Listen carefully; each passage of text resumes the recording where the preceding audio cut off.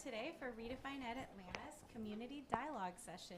Thanks for braving the rain to come out here with us.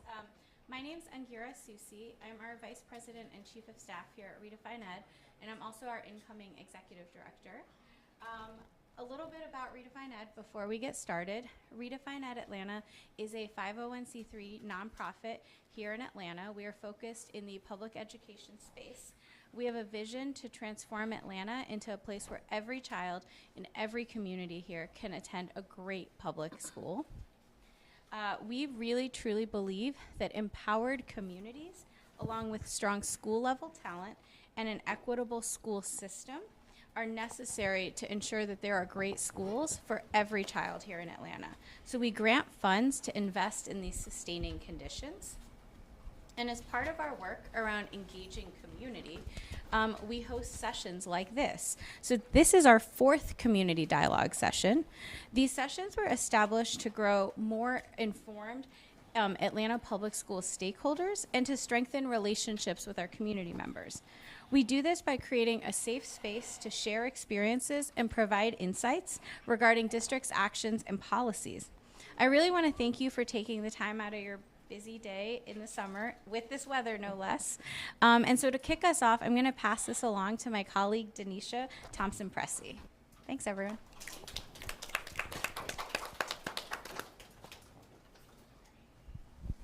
Hello, everyone. All right, before I get into the juicy stuff, just want to do a quick reminder. So this is being live streamed, so please be conscious of like your noise and your movement. There are cameras, so if you see a camera, like, don't put your body in front of the camera. Cool? All right, so I'm Denisha Thompson-Pressey, and I serve as the Director of Public Engagement and Advocacy at redefinED Atlanta. I get the privilege of spending my time in neighborhoods across the district, listening, learning, and informing community members about ways to get involved in public schools so that every child receives a great education in Atlanta. And I also get the pleasure of introducing our esteemed moderator, Juma Say. Juma Say is an education reporter at WABE. Prior to his work as an education reporter, he was a 2022-2023 Kroc Fellow at NPR, my fave. He's a Sierra Leonean American from Portland, Oregon, and a 2022 graduate of Yale College. Informed by a nomadic upbringing between the U.S., Sierra Leone, and China, Say studied the socio-political elements of race and citizenship as an American Studies major. Outside the classroom, Say spent his days building community as captain of the varsity track and field team. We should race later. A first-year counselor and a mentor to Black students in the New Haven area. Though Say discovered his love for audio early in college by co-hosting a student radio show called Downtime, he came to journalism later as a contributing writer for The Politic and member of the Yale Daily News editorial board. Wow. In his free time, you'll either find him watching The Simpsons or cycling on his beloved vintage Peugeot. I knew I was going to say it wrong. All right. So passing over to you. Hi, everyone. Nice to meet you. I'm Juma. An unfortunate update about the bio is I wrote that, and then my bike was stolen a couple months later. It's okay, though. I got a tattoo of the bike, so I carry her with me everywhere. But yeah, I have the pleasure of moderating today's panel, and I'm just going to get started by going through and giving some bios just to give everyone their sort of due credit, and then we can get started with the conversation. So I'm going to start with KaCey Venning. KaCey Venning, Executive Director at HAY, Helping Empower Youth.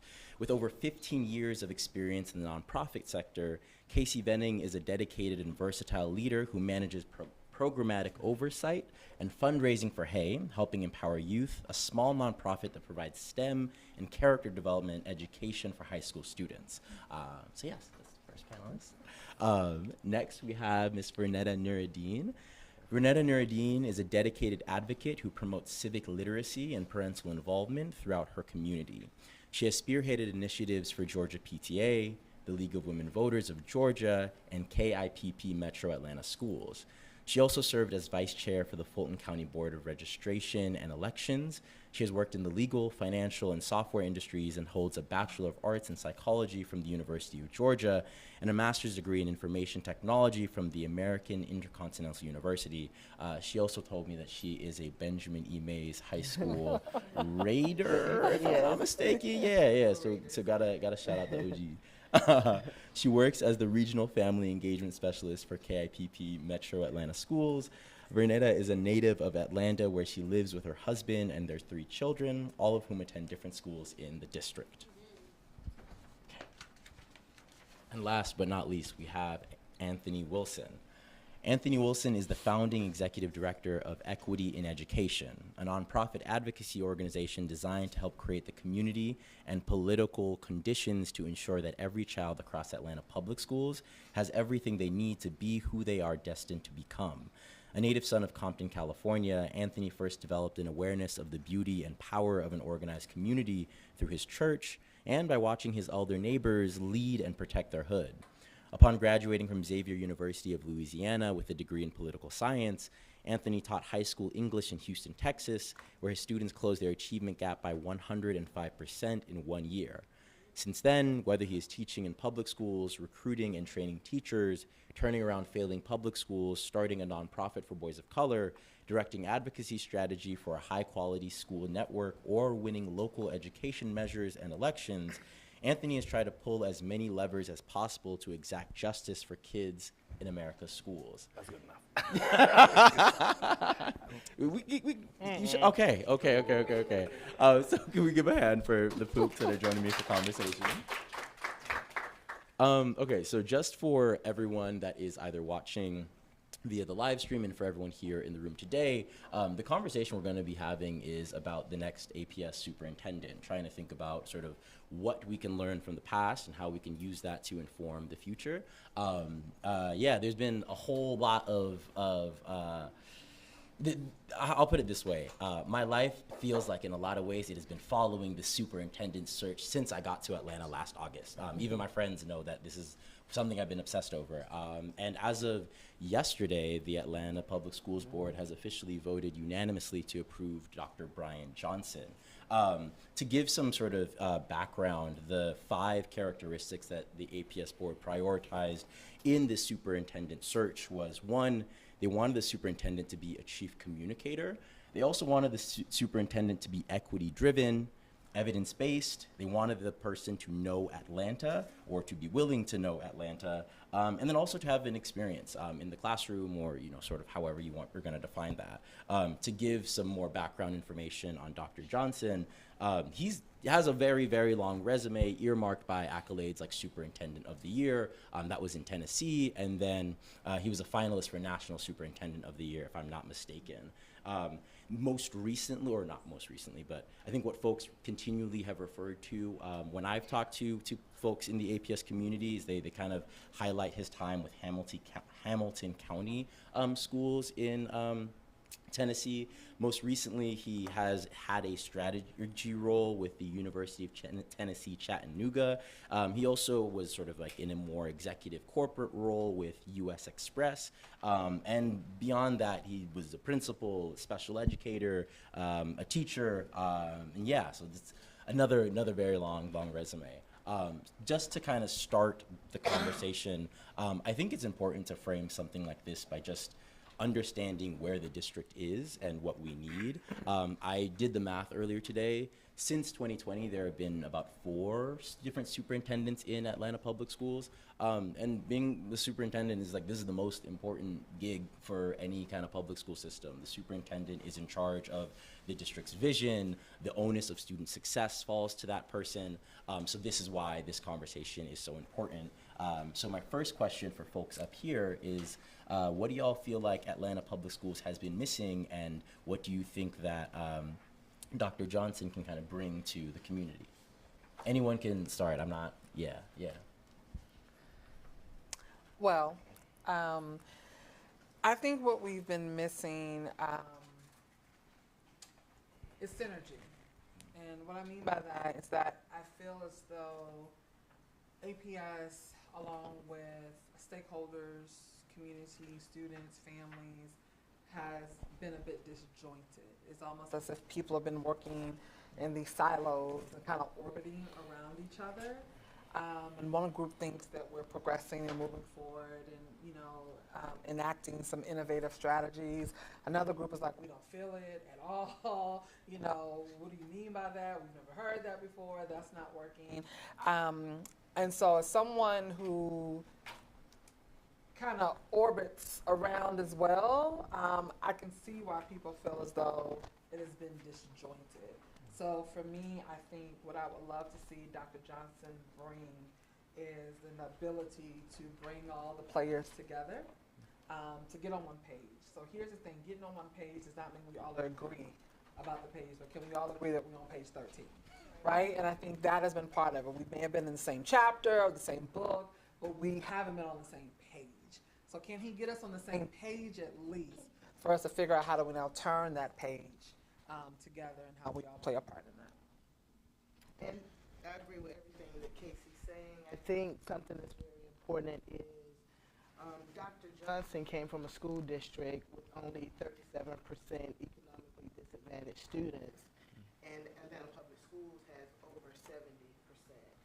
So a need would be for us to know that, like, can he translate for the majority of his district not being economically disadvantaged to a district that is. And so what is missing, I think, for me is as somebody who graduated and grew up in Atlanta Public Schools in the 70s and 80s, oh gosh, I dated myself, but that's okay, it's the community involvement. So, when we went to a teacher conference, the kids was just praying that, we didn't get a bad report. So it was never a challenge between the parents and the teachers. It was always the teachers were just right, and they took, and the parents supported the teachers. So, and I know I'm kind of going off, but I think the social needs will directly impact student outcomes. So my thing is, will he be able to bring program? And I'm optimistic. I like him. I went to 4 of his meetings, so I'm hoping for the best for our district. But the community involvement in a way that's not adversarial, in a way that's collaborative, where parents feel heard, teachers feel heard, and so I hope that he brings more well, they say in Hamilton that he had student advisory and parent advisories where he had listening sessions. So if he brings that here, I think that may help. APS has several school-based health centers, which I think if we have more of those, that can help address those needs. So a student could go right to the clinic right on the school campus, like we have at LP Miles, and we also have school-based health centers at some of our charter schools that's in our community. So we have to really focus on the social, emotional needs of our families to help reach some of those student outcomes. So I think my biggest concern is, can he transition from a majority non-economic disadvantaged school district to one that is a majority economically disadvantaged? Good evening. Happy to be here with your friends in the room, friends on camera. What I would say, we need a vision, a strong vision of where we want to go. I think we haven't seen someone who was able to come in and say, this is where we're going as a district, this is how many people we want to be able to be literate in our district by this date, give a clear timeline, clear focused goals. 2, we need resolve of every member in the community, every district staff member to say, hey, this is what we're going to commit to doing, and we're going to see it through for the next 3 years. And last, we haven't had the political conditions. Our organization exists to ensure that people are on the school board who understand how to govern, not people who are there to represent their own political interests. And so once we are able to achieve the political conditions necessary for a leader like Dr. Johnson to come in and actually do good work to focus on teaching and learning, I think that's what we desperately need. So now that he's here, the hope is that he's able to cast a strong vision, that he's able to focus on the work of teaching and learning, and that the people who are in charge of governing govern. Question, I feel like in all 3 of those responses, something that I really gathered is that there is an earnest desire for the superintendent to engage people where they're at. Like, yeah. I'm also struck by the fact that in those APS priorities for what they value in the superintendent, the fourth was they want someone that knows Atlanta. And, you know, Dr. Johnson, while very well intentioned, is not from Atlanta. I was wondering if y'all have any ideas, suggestions, thoughts on how he can, in his first 100 days and beyond, both sort of understand this city, but also do so recognizing that it's not like there's all the time in the world to, Yeah, I think I was very vocal about wanting someone from the city. I also think we have to be honest with ourselves, right? So let me put this disclaimer out. I put this disclaimer out everywhere I go because I think it helps set some context. I'm going to say all the things nobody else wants to say, okay? And I'll say it in ways nobody else wants to say it, and I may be politically incorrect, and I don't care. All right.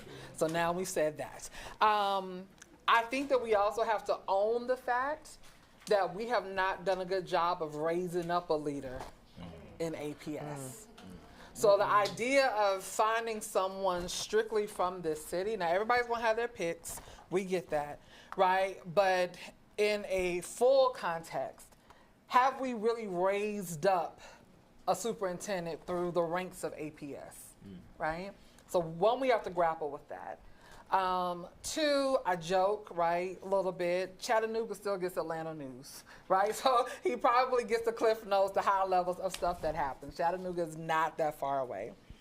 The third thing that I would say in terms of fully immersing himself is really, I think a little bit to Anthony's point, it triggered something for me in my thought, is to have an advisory board that is not made up of APS staff. Right? So making sure that people who are helping him inform what this vision is going to look like, our community members, our stakeholders, our parents, our students, right? Some of our seniors and our legacy residents. Those are the folks who are going to give him the real landscape of Atlanta outside of building this cabinet, right, of staff members who've been paid to give him information about what he needs to know about Atlanta. I would encourage him to get in a car and let somebody take him on visits around communities, right? Make sure that he's not just stuck in rooms and closed doors and at galas and things that give him high visibility. I want you to run through Allen Temple, right? I want you to come to Vine City. I want you to see what Bankhead looks like, as well as Morningside, right, and Virginia Highlands. Put him on a tour of the city so that he can see and feel and understand what the people need. My suggestion is that his committee that helps him bridge this gap are not APS staff members that are paid, right, from APS budgets, but they are made up of real people that can give him a perspective that may have nothing to do with education. So to Vernetta's point, what happens around those social conditions for our young people that they bring into the building, right? If you're focused only on what's happening in the schools and in the classrooms, you don't know anything about Atlanta, right? And so for me, it is about making sure that he has people around him that represent the best and the areas of growth in our city to really give him a pulse of what is happening, because he's going to have to do a lot of studying in a very short period of time, because Atlantans are tired. We're worn out, right, by this search. There are a lot of us who really don't give people fair chances to get things done in an appropriate amount of time. And so he has to combat all of that. And I think in an effort to give himself a jump start and to have a real chance, his welcoming committee needs to not be paid APS staffers, but it needs to be real people from real communities helping to inform. A quick follow-up to that, I feel like if we were to sort of pose that to the APS board, that they would say that they are members of the community and that they reflect values of the community. As from your perspective, how would you describe, or what would you describe as the difference between the folks that are official APS members and the folks that are living in these communities and sending their kids to APS?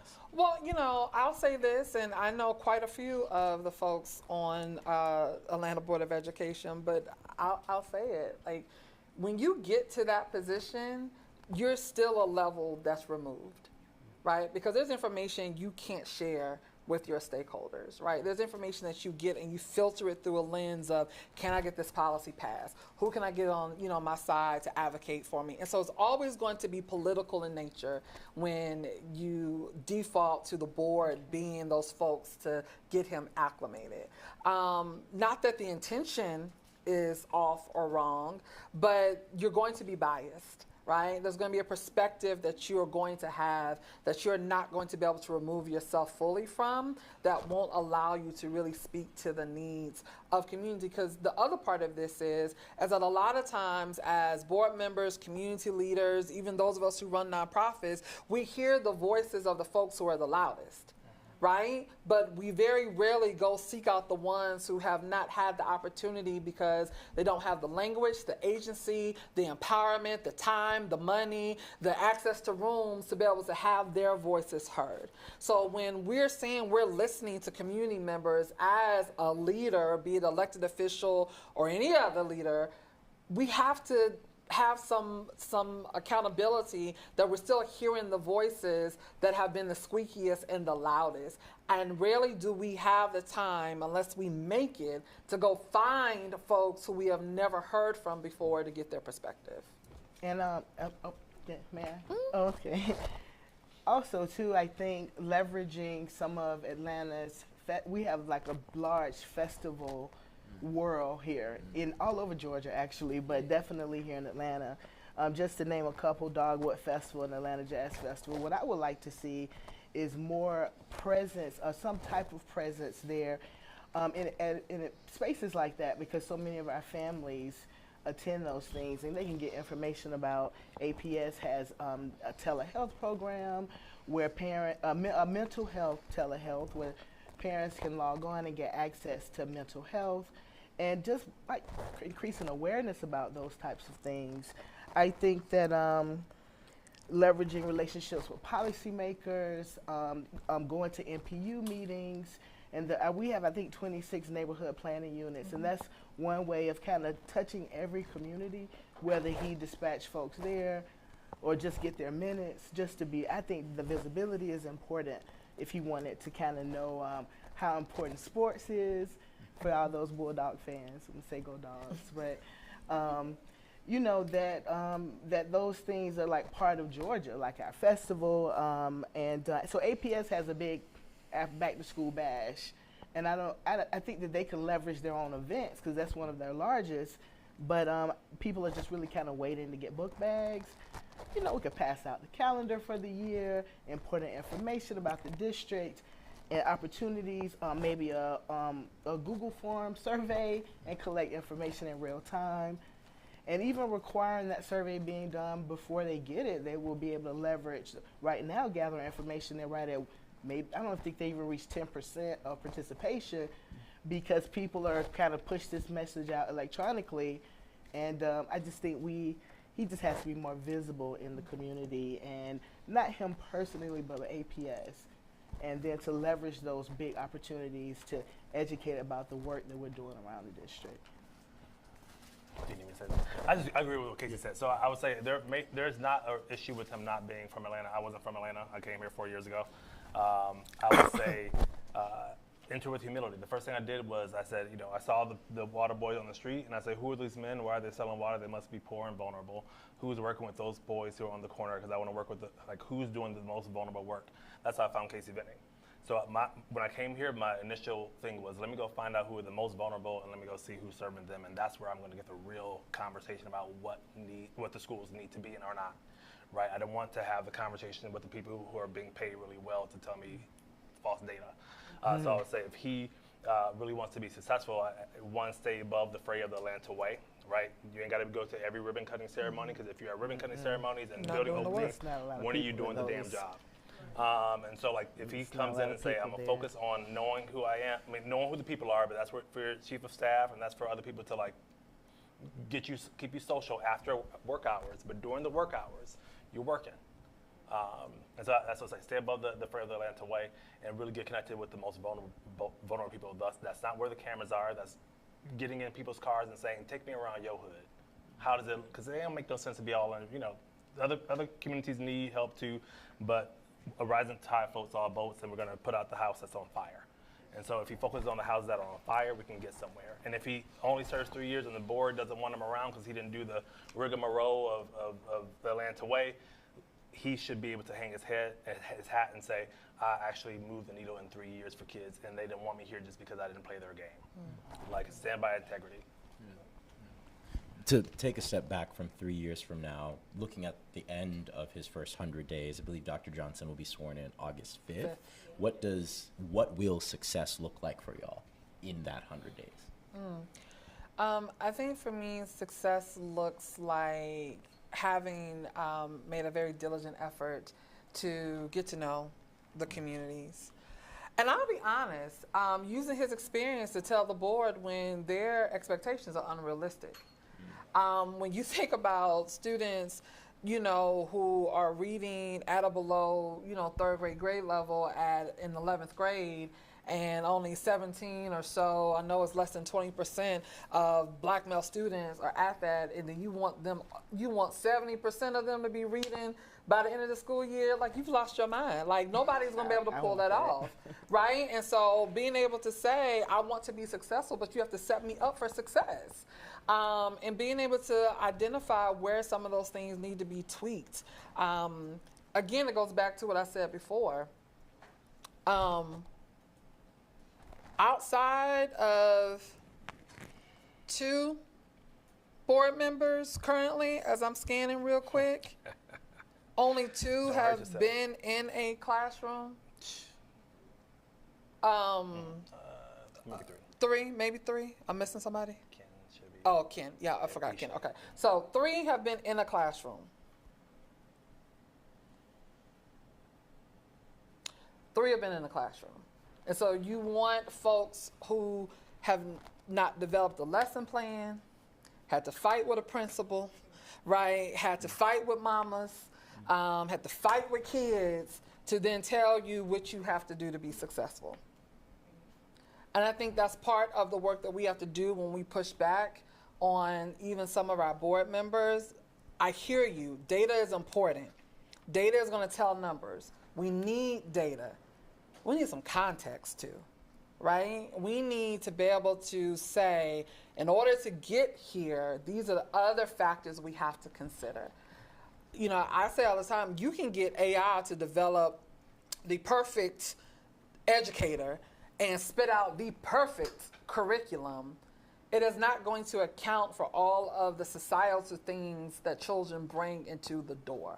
And if you don't have someone that can figure out, well, now how do we navigate what this world-class curriculum looks like to fit our children's needs in real time, we continue to see what we see.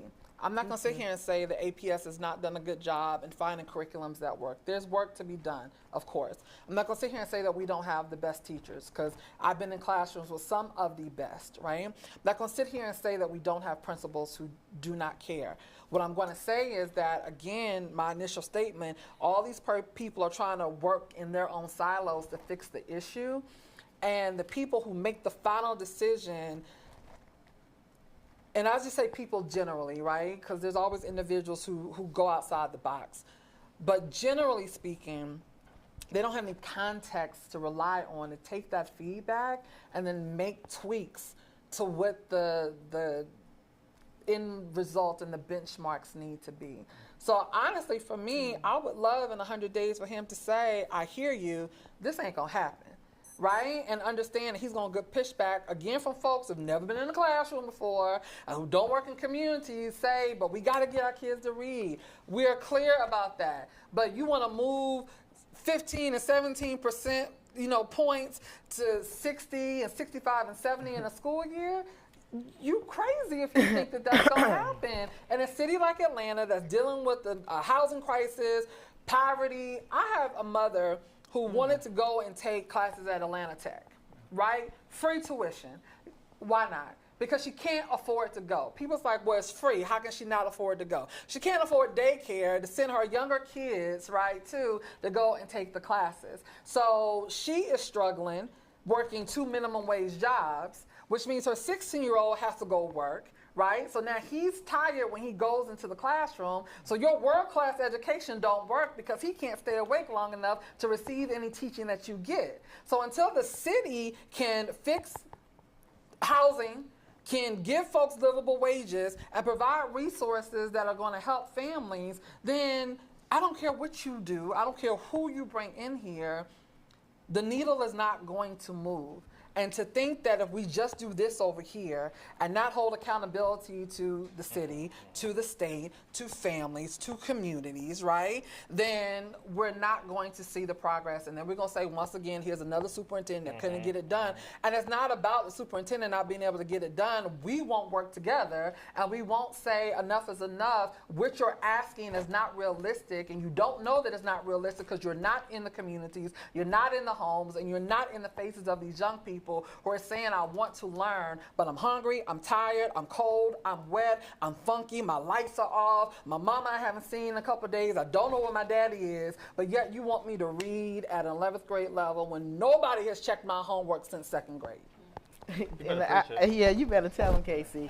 But I would also say, for me, in 100 days, I would like to see partnerships with businesses and governmental agencies that impact our whole district, and there should be at least one relationship that he's built for our district in 100 days that we can say, hey, that, you know, this company or organization is going to impact our district in this way.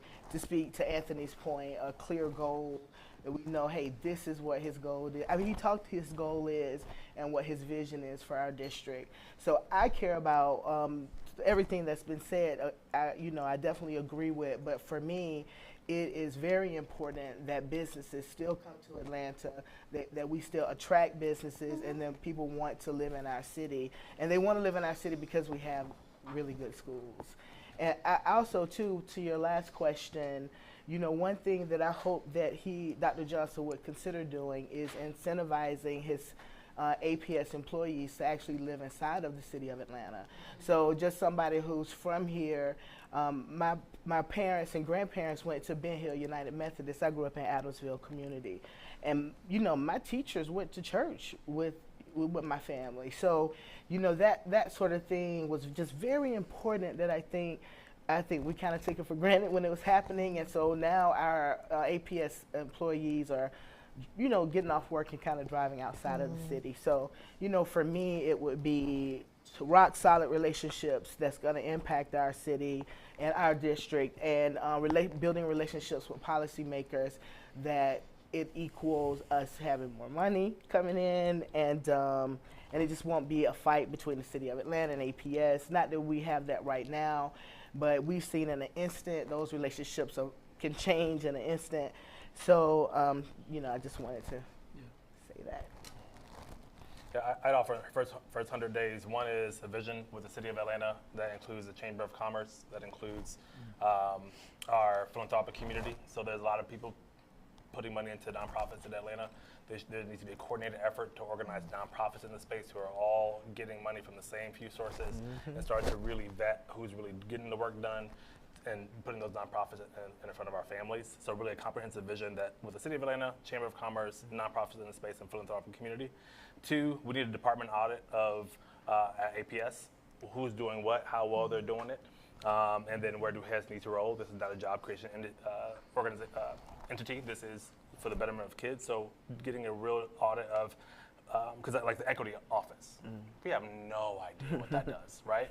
And then lastly, a 3-year strategic plan. He's only there for 3 years for sure. What is that strategic plan based on actual academic outcomes? And I think if we have that in the first 100 days, I think we can get good shape. Something, Vernetta, that your point or your answer made me think about that I should say is, if I'm not mistaken, Dr. Johnson will be the first APS in recent history, or the first superintendent in APS in recent history who will have a child in the district. He'll have, I want to say his son is a 7th grader. Middle schooler. Yeah.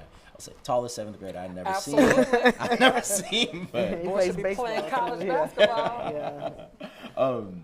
I'm wondering, so folks have talked about the fact that it seems like Atlanta in times can work in silos.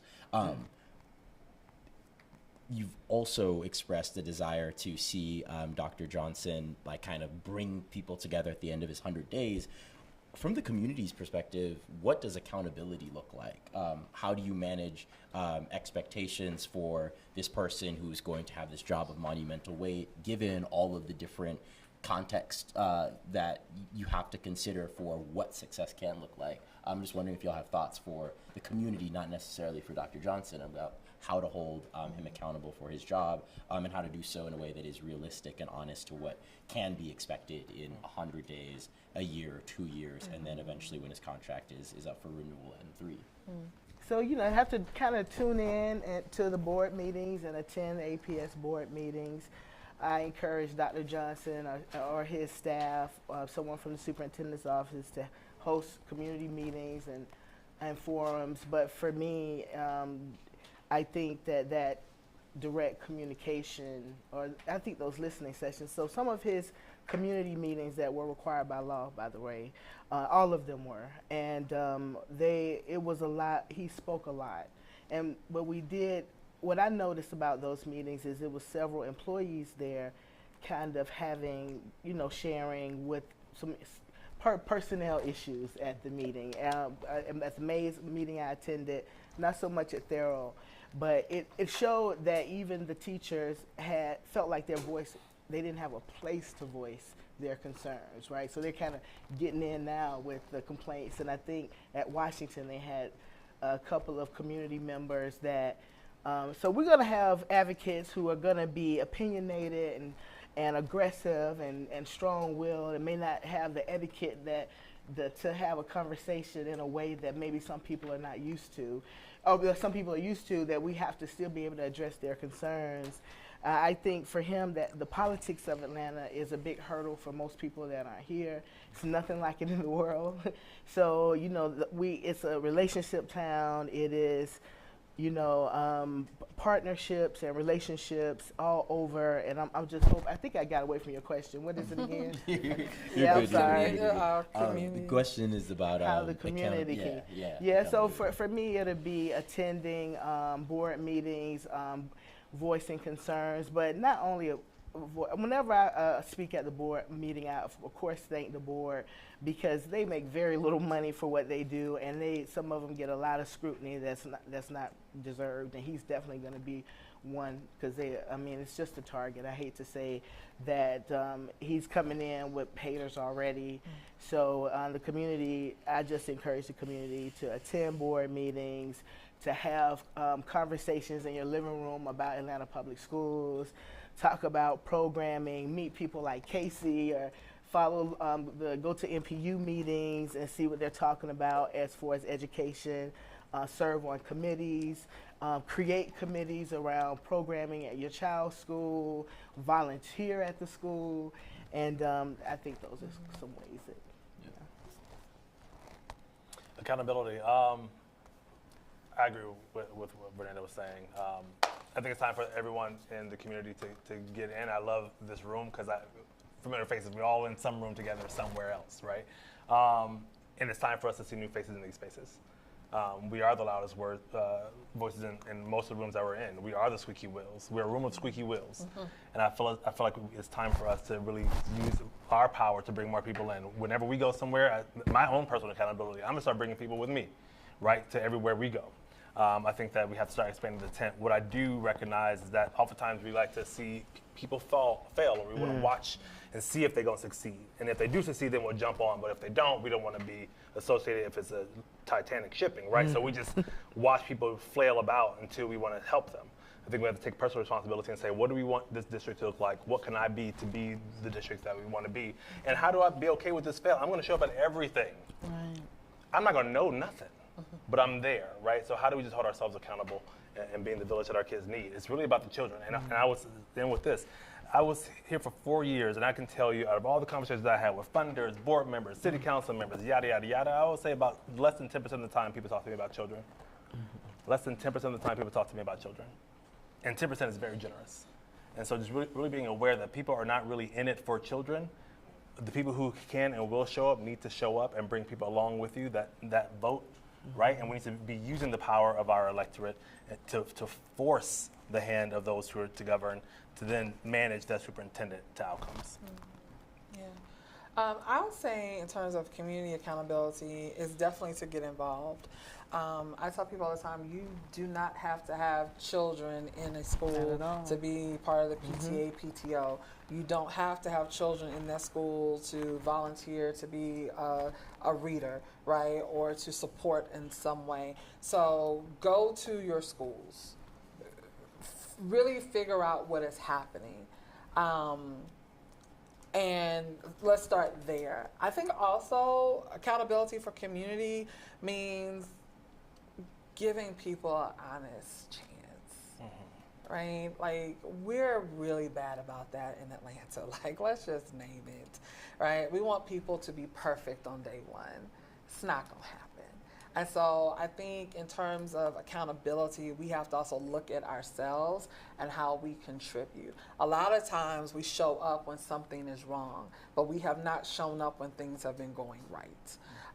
And so now it becomes like this power struggle because you have a whole lot to say about this issue, but if I asked you the last time you rode past a school, you can't tell me. Right? So I think we have to understand that there's some more work that we have to do as community to give ourselves a little more leverage when we show up in those spaces and want our voices to be heard. And then also making sure that we come with solutions. We can't just continue to pinpoint what is wrong, what isn't working, what has been a dumpster fire without a solution. And when you come with the solution, come with what you are willing to do to make the solution work. I think if we start there, we'll hear a whole lot less of just hot air being blown around, but we can begin to find solutions that can help move the needle because we have thought through what we need, both from experience, from conversation, from showing up, but also how I am going to make sure that we're successful, because this is the part I play as a community member when I bring this to you, to the board, to the superintendent. I think we just have a bad habit of getting real loud when things haven't gone our way, but yet we haven't contributed to anything that's been going right. One last question before we open it up to questions from the audience. I'm sort of still on this silos through line, in large part because, you know, Dr. Johnson ain't the first superintendent to be an APS in recent history, again, since 2020. I'm wondering for y'all, if as you think back since 2020, and I land on 2020 because I think education is just different post-pandemic, and it's just different post-pandemic. I'm wondering if there are either bright spots that folks in the past have done that you hope that he kind of learns from, or similarly, if there are places where folks have struggled that you think are pitfalls for him to avoid, again, in his first 100 days and beyond. Yeah. I don't think we give enough credit to interim superintendent Errol Davis. I don't think people call his name enough. I think if we look back at to how he led, that is your blueprint, right? He asked questions. He said when he didn't know something, right? He went and sought out those who had more experience and more knowledge in those areas, and then implemented those things, right? I never got from him that the buck stops here type thing, right? It was always, I'm going to be the spokesperson for what community has said that our children need. Now, that could be because he knew it was not a permanent position and he governed the way he wanted to and needed to, right? I don't know, but I think his way of leadership, which was always to include other people and just to make good, sound, common sense decisions, I don't think we speak his name enough and give him enough credit for that. I think Dr. Christopherson and Dr. Herring tried to do the Atlanta thing, right? Being in the places. And I think we have to do that, right? I mean, you know, Atlanta makes celebrities out of their elected officials. We do, right? I don't know any other city that makes their elected officials celebrities. And we just comb through social media, the number of events and parties and galas and all the things that our elected officials host and sponsor and show up to as VIPs and, you know, all of those things.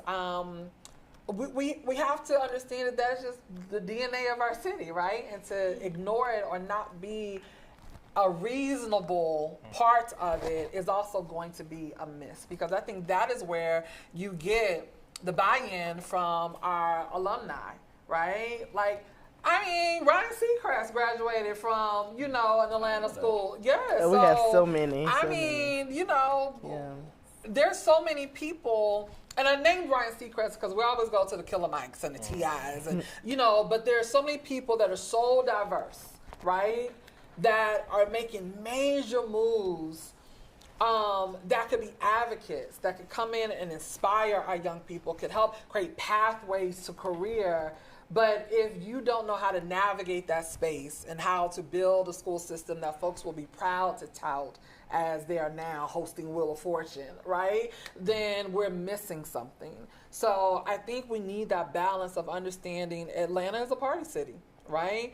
It's like, so it's like my pastor would show up to the Homeboys stuff right back home in Beechwood. Homeboys had a reunion every single year, right? He knew to come the first 45 minutes. They knew to keep all the salacious stuff until after, but he made himself available, right? To be seen, to be heard, to be visible.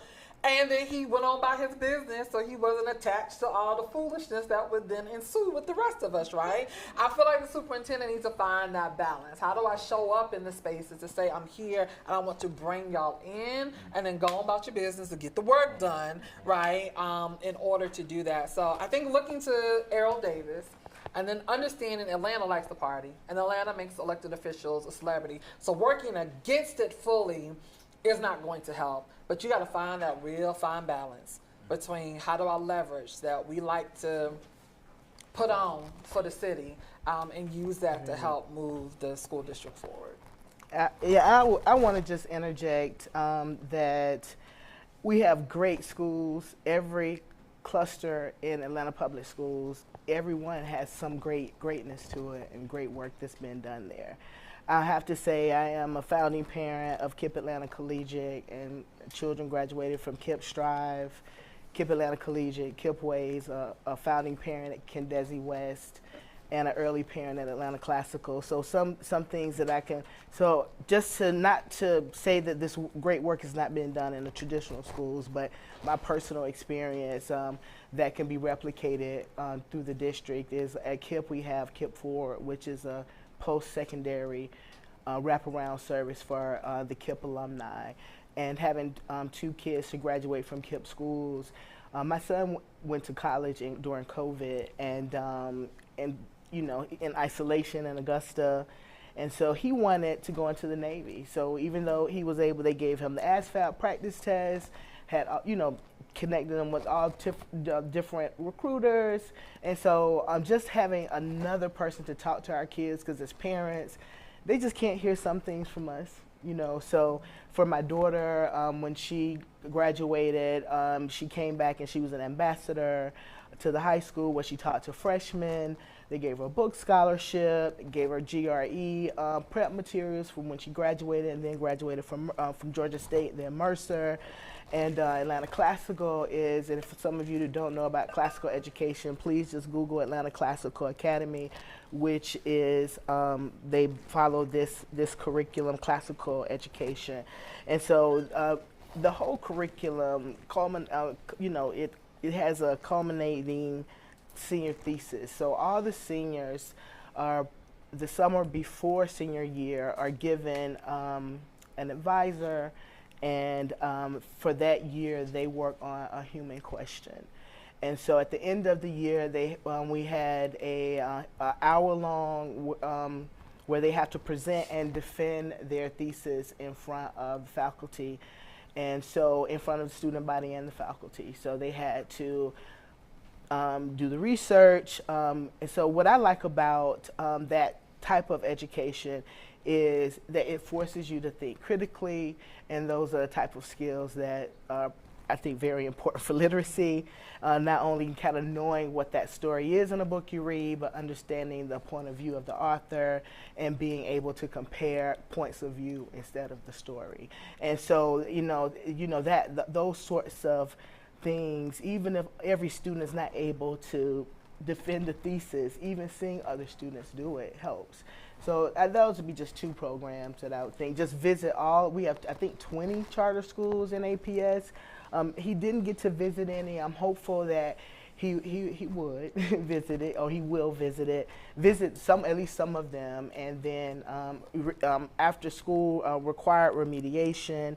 APS has a plan for literacy, as does the state of Georgia. So hopefully, he'll be able to implement. So that's why I was very excited about the results that he showed, because we want him to run for office. But he's not going to do it. But anyway, if not in 25 and 27, but how important that literacy is. So just 2 examples of schools that's kind of doing something in that area that could be replicated. Asked and answered. Okay. Asked and answered. Questions from the audience? I'm going to walk over to you so I can give you the mic. Yeah. And if you could say your name before you ask your question. Hi, Marguerite Lane. Thank you for having this panel. It's been very educational. I'm particularly struck with how long-standing y'all's knowledge is of APS. Y'all talking about superintendents I've never heard of, and I feel like I've been here forever. Now, one of the biggest things that stuck out to me about the superintendent is his master's in special ed. I've got a special ed daughter. I've got 2 special ed stepkids. I have been at Barack and Michelle Obama for years, and I done got spoiled because they do it beautifully. Grades 6 through 12 is a mess with special ed. And what I want to know from y'all is what you think we can do to get all of our nonprofits, including redefinED, better versed on special education, because I think there's a big Venn diagram between what the work all of you do and special education. I have had the benefit of only being without privilege for like a hot minute. The rest of the time I've had good insurance. I only didn't have good insurance for like a year, but that was real scary, and I got to see what it's like for the rest of Atlanta parents. So it takes a long time to get a psych eval on good insurance. When you have bad insurance, I just found someone on a Facebook group on Medicaid, their kid got a 1-hour eval for autism. It takes 4 hours over 2 days, a total of 8 hours to do a good eval. People are on wait lists forever. There's like a 2-year wait list to get your IEP right now. And the kids who are lower income, kids of color, are being served way worse than my kid. And I've got a lot of complaints about my grade 6 through 12 option. So what can we do to get all of our nonprofits and all our communities groups together and organized around special ed, because we have a guy now with a master's in special ed. We can get it done. There's just been an audit. I just looked at the faces of the people, the board members that have seen that audit, and it is shock and awe. Like, we actually have the attention of everyone. So how do we leverage that to make sure everybody gets what they need? Because we will not get these reading levels up. How do we get the reading levels and the math up if we haven't screened for dyslexia, if they haven't had a reading specialist? My daughter has an auditory processing disorder. How many of these kids have an auditory processing disorder? I bet maybe 5 of them have been screened by that. Only probably 5% of them have actually had access to good enough insurance to even find that out. Right. Yeah. Yep. I can throw it. I'm not a parent. But what I hear you saying is setting the conditions for parents to begin to organize around their issues. I think if you look at the numbers, you probably have thousands of parents in APS who have kids with special needs. I think that's the first exact place to go, is organizing you all and then speaking to the superintendent and saying, hey, this is what we're demanding. This is where we see the failures of the system. These are our demands as a collective coalition of parents, and if you do not do what we ask you to do, then there are going to be consequences on the board level. The board just denied twice in a year a school to serve kids with neurodivergence. Well, that was only going to serve 300 kids. 300 more than nothing, right? And so when adults get politics in the way, we have these opinions that don't matter to kids getting what they need. And so if parents begin to organize intelligently and start to making real demands that have nothing to do with their own politics, I think we can see some movement. Okay, so as a person who has a daughter who she has speech delay and had an IEP from pre-K through 8th grade and then the SST throughout high school, and just the delivery of those services just were they were non-existent. So we had a speech therapist that was great, and she retired, and then I got a new one, and then just was a lot of cessations and services because of that person's health issues, and then she had to quit at the end of the year. So I know what you mean about, even with the plan, sometimes the services like the accommodations aren't just being done even with the plan. So for us now, my daughter graduated, and you would never know that she had a speech delay, but it impacted her academically negatively, literally all through elementary school, where she struggled with kids picking on her. But reflecting back, like, nothing can touch her now. She's amazing, totally launched. She lives in Texas right now, swimming in Houston with no power. But I just say there's a light at the end of the tunnel, even though sometimes it just doesn't feel that way. And I'm glad that you're your child's parent, because you know that you have to work with them at home. You have to. So that's the challenge we have as a district, is we have families that just have just the wrong idea about mental exceptionalities and just are not addressing it even when the teachers suggest it in first grade and second grade. I had a parent tell me, and all I do is work with families, Title I families, that that she didn't believe in ADHD. So, when her child reached our school, our parent center is housed in the high school, the student just could not sit in a 65-minute class. Very smart, but just never had services. And so, just to speak to Anthony's point, which is, the type of advocacy we need because their organization, along with redefinED, train parents and help organize parents around, just holding schools accountable.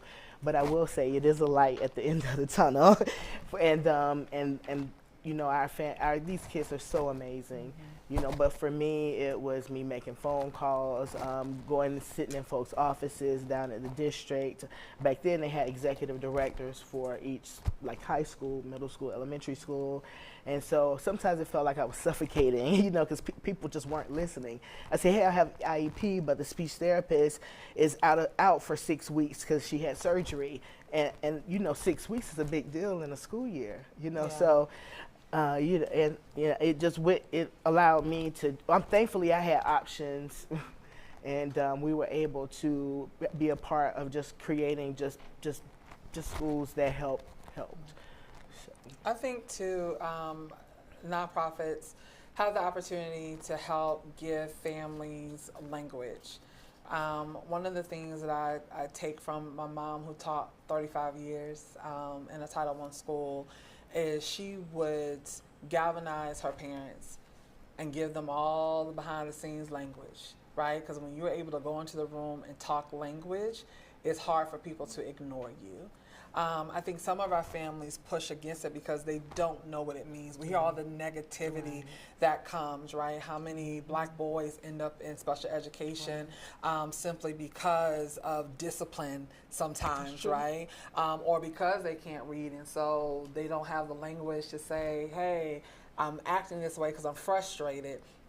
And so I think it's helping to educate families holistically around what are your rights. What is the language that you use when you go in and you are asking, right, for SST meetings and having all the key players there, understanding, how to decipher IEPs that come home. I think there are times where people take for granted the assumption that more families than not understand what it means to navigate a child through public education that has a special need, right? One of my goddaughters is on the spectrum. And I tell her mama all the time, look, I need you to keep your job, so you can't go up there and act a fool, call me, right? Because I will go in that classroom and go to that school and do what needs to be done to make sure, because they had her in a special education classroom. She wasn't fully verbal at the time, but at first grade, she's already reading on a 10th grade level. And she was being disruptive because none of the other children in her classroom were verbal. So they were catering to the majority of the classroom, and they literally put barriers up around my goddaughter, right? So she couldn't see anything, and just gave her worksheets all day long. And so I'm really glad I didn't end up on the news, because I Yeah, acted a that's whole fool when I went in that classroom, right? That's Because I true. was able to speak to her rights, right, as a student, her rights as a special education student, challenge, you know, the fact that you're a first year special education teacher, you're 24 years old. I'm not questioning your academic prowess at all, but you have not had the experience of 12 special needs children, right, to be able to manage this. So maybe they should have put you with someone that has a little more experience, right, and co-taught a little bit until you gained what you needed. So I think it is a comprehensive approach. I think nonprofits can do a better job of including special needs families in their conversations. And as we are educating parents on how to speak at school board members, let's educate them on the language that they need to know, the rights that they have, where the resources are, how do you demand them, how do you coordinate those resources on your own if necessary, and then having some place that will come and be able to support you. I'll be honest, we don't do that enough, right, as a nonprofit community. Because of the young men that I serve, overwhelming majority of them have IEPs. Right? And there's a lot of times that I'm spending in schools and classrooms advocating on their behalf because their moms don't have the language, right? They don't have the language to use in terms of definitions and codes and acronyms and how this plays over here, let alone having the comfort level of coming in as someone that others may deem uneducated and now having to get past that barrier too. So I speak for the nonprofit community. We could do a better job. We don't do enough, right, to include special needs families in our advocacy work as we're preparing families and parents to go get what they need. So, you know, that is something that we do have to own and we have to do better at. But I think it starts with education, helping to demystify some of the negativity that we hear around these diagnoses and see them as opportunities of power, right, versus things that are going to hold your children back. When you know what it is and what your children are owed because of that, it makes it easier to go get it. Thank you for your question. Also, Bama was one of the first schools I reported at moving to Atlanta. Yeah. Brought Michelle Yes, along. you met Principal Christian. Yes. Yeah. Any other questions?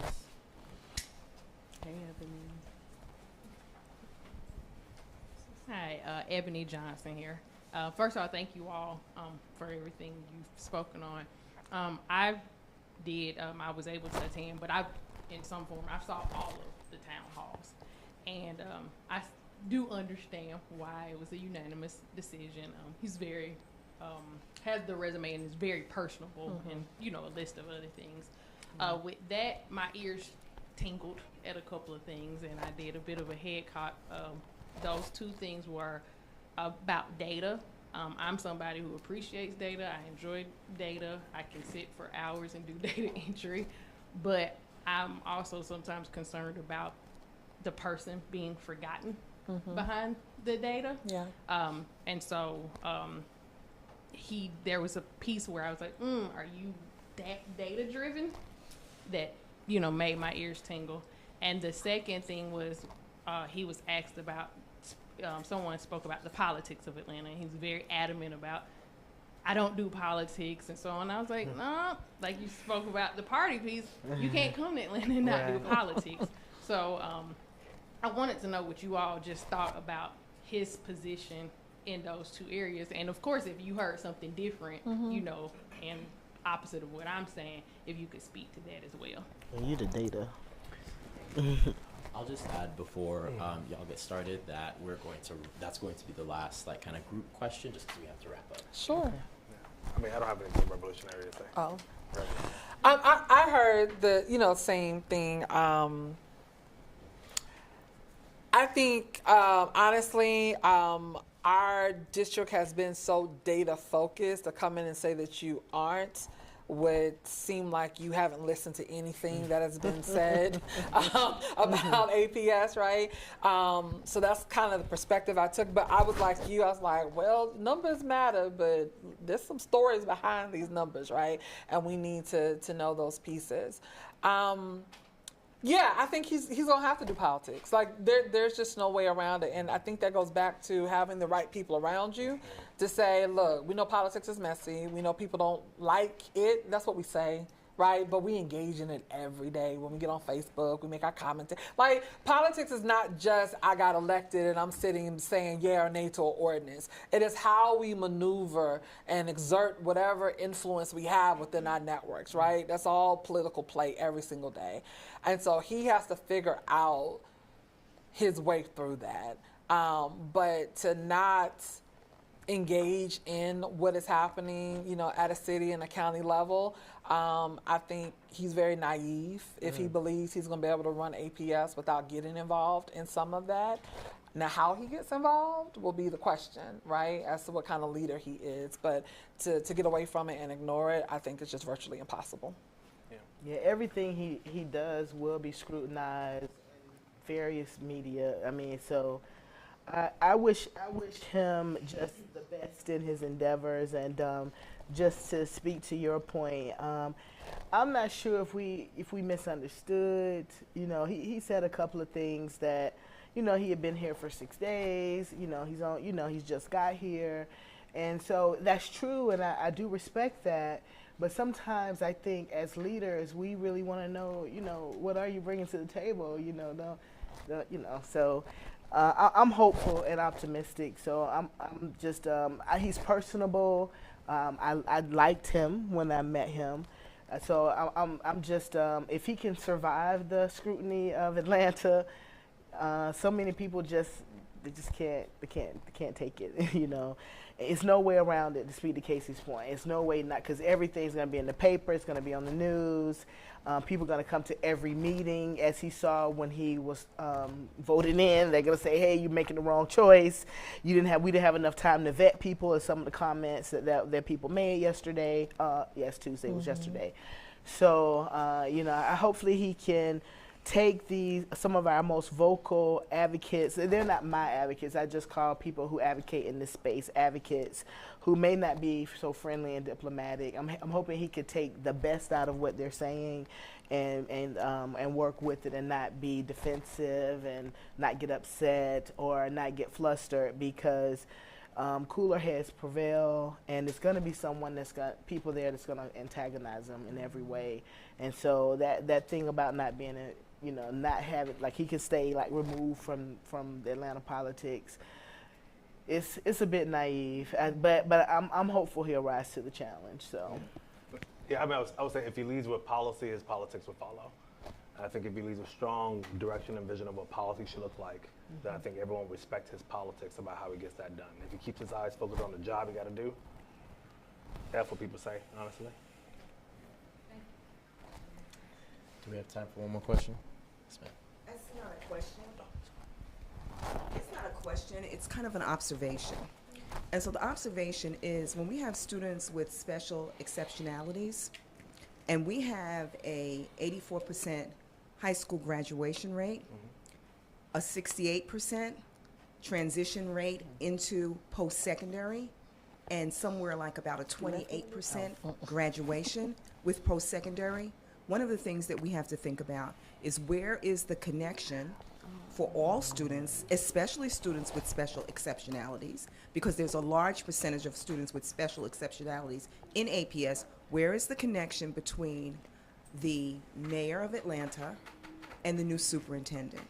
And one of the reasons why I'm bringing this up, I have the opportunity to be able to work with a college prep series or post-secondary series. The reason why we're preparing our kids with regard to K-12 is because we want them to be able to transition into an equitable life. And I'm not just saying workforce, because it's not about workforce. It's an equitable life. Because workforce just means a job. But an equitable life means that you're able to compete with others. So what I would like to see is, I would like to see a better partnership between the superintendent and the powers that be at City Hall. I would like to see a partnership that creates road mapping so parents have the tools and the resources to understand the steps that their children need to take. one of the things that you were talking about is that you had some of that information, but you know parents don't have that information and don't have those resources. I remember when they used to do a college prep series here in Atlanta, where parents actually came when students were actually testing and taking SATs, and they would help prepare the parents with the language to transition for post-secondary. I would like to see settings like that where the parents can be educated about certain things while the students are being served. I think unless you give the parents the skills and the information and the resources, there is no way that in the city of Atlanta and APS that Achieve Atlanta can do it alone. There is no way that One Goal can do it alone. There's no way that College Advising Corps can do it alone. The only way they can do it is if you expand information in families that extends to extended families, that extends to communities, and that's the only way that we can do what's necessary. K through 12, the bottom line is K through 12 exists because we're trying to create a city that is economically strong, that has a GDP, that makes a difference so that we can all live an equitable life, and we cannot go to every other corner when we're in the city of Atlanta and see homeless people on the street because maybe some of them had an IEP, some of them had exceptionalities, some of them did not get the resources that they need because their parents did not have the tools and did not have the resources, the understanding, or the language to put them in the position of power. And so we have to have a connection there, and I just wanted to bring that idea to the table. Thank you for that. That will be the last word of the night, a kind of call to action for, again, the weeks ahead, the months ahead, and the years ahead. Yeah, I'm going to pass it off, but thank you, everyone, for listening to the conversation. And thank you to the panelists. Thank you. All right. Hey, y'all. So thank you again to our lovely moderator and our amazing panelists and you all. This was an amazing conversation, and something that I'll take what you said, Ebony, tickled my ears was the need to disseminate information and elevating nonprofits to give language to families. That's what this is about, right? So we're going to have a lot of these community dialogues. So if there's someone who you know who needs information that we can elevate, email, call me, so we can create a community dialogue session around those things, right? So that we can be giving that language to families so that we can all partner with the superintendent to have equitable education for all our students in Atlanta. A few more call to actions. Attend board meetings. Meet with your board members. Bother them a lot. We voted them in, so you need to hold them accountable, and that's how you do it. It's not always a negative thing. Sometimes it's just, hey, can I just have a talk to you, learn more about you, learn more about like what you stand for so we can create alignment. Come hang out, like stuff like that. So it's not always negative, but if it is something negative, you would have already had a relationship and you could go ahead and put that bug in their ear. Volunteer with us. If there are, like I said, if there are anything that you want to elevate, call me. Let's create that space and give parents that language. Disseminate information to friends and family. Everyone here seemed extremely informed, but that's like a small percentage of our district. So ensure that you are telling 12 people about the things you heard tonight and the things that you know, so everyone is informed about what's happening in the district. And then get ready to vote for school board in 2025. So once you had those meetings with board members and they vote for things that you aren't aligned with, you can vote them out, or they did vote for things that you are aligned with, you keep them in and you make sure that the folks on the board are the ones that are truly representing the voices of families and students. And then we have another election coming up. I know you guys have not heard about it in 2024, and WABE is amplifying Atlanta and that 2024 election. So please stay connected via WABE.org, at WABEATL, and at WABE News on social platforms and the WABE app. So thanks, y'all. You are a force of nature, young man. You are a force of nature. But before I work for you.